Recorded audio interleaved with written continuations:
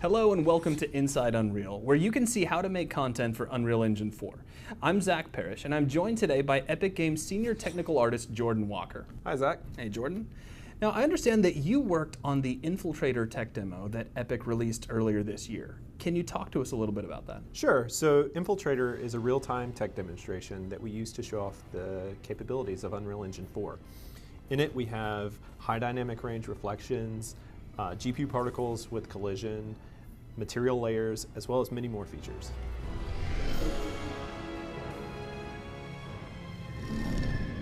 Now, if I recall correctly, you used the new material system to help define the look and the feel of the characters in Infiltrator. That's correct. So a character artist would hand me a character model, and I would create material layers and textures to define how those surfaces react to light. Okay, and we're going to be seeing a little bit of that today. That's correct. Awesome. So why don't we start by taking one of the characters from Infiltrator and kind of how he looked in the final cinematic, and then you can break down how you were able to achieve that look using the tools in Unreal Engine 4. Sure. So this is the character as he appears in the demo. You can see he has a couple different surfaces. There's some chrome buckle here. There's like a military fabric stretched across his chest. There's this padded fabric down below as well. And as far as the workflow goes, we would start this the same way we would start a character before. So a character artist would create a high polygon model. They would process a normal map from that model and hand that off to a texture artist. Once the texture artist received that asset, they would create a few different textures, one of them being a material mask that kind of color codes where each material goes on the surface. Now, in this case, when you say where each material goes, are you talking about like the different types of surfaces that make up the character? Right, so here you can see they colored in where metal goes on his mask. And then down here they've colored where like the fabric padding goes and where the black plastic goes. Okay. So it literally is color coding the different types of surfaces that make him up. Exactly. All right, cool. Here you can see the artist creates an asset that's basically a texture that defines where grime resides on the surface, where dirt collects. You can see in the cracks of things, this texture is a lot heavier, and it's basically saying this is where the surface is dirty. Mm-hmm. This final texture that an artist creates says where the scratches and the scuff marks happen. And they would do that on the edges of objects. They do it where a surface maybe like rubs against other things. So this is an example of a variant that we made where I took just one of the layers, which was composite plastic, and said, now it's this like orangey copper metal color.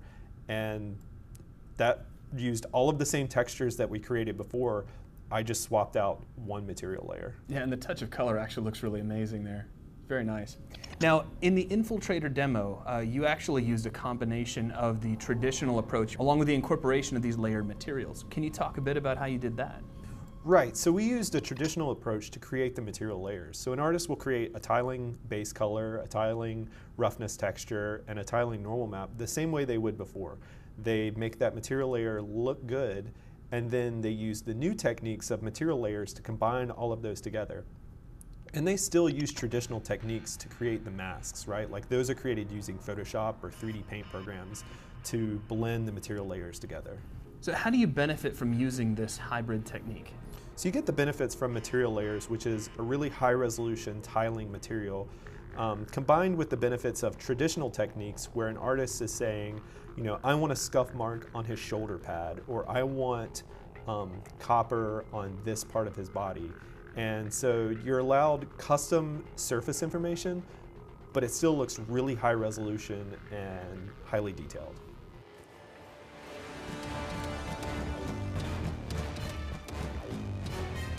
So I understand that Unreal Engine 4 uses a physically based shading model.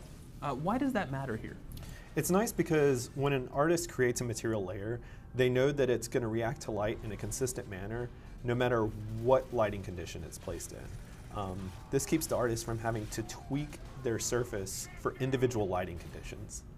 So as an artist yourself, what is it that you want other artists and designers to take away from this? One of the really cool aspects is that it's very easy to make consistent art across your entire project. So you make your metals, you make your cloth, You create your materials that you know you're going to use, and wherever they're used in your project, you know that they're consistent and they're high quality. And it's also useful because, say you have this like paint that's used in your game, and you have an art director who says, could we make that slightly more blue? You can update that one asset, and since it's used across your entire game, everything updates automatically. So there's a look at creating highly detailed character assets using Unreal Engine 4 with some of our new material tools and techniques. Thank you very much for watching, and we hope to see you on the next Inside Unreal.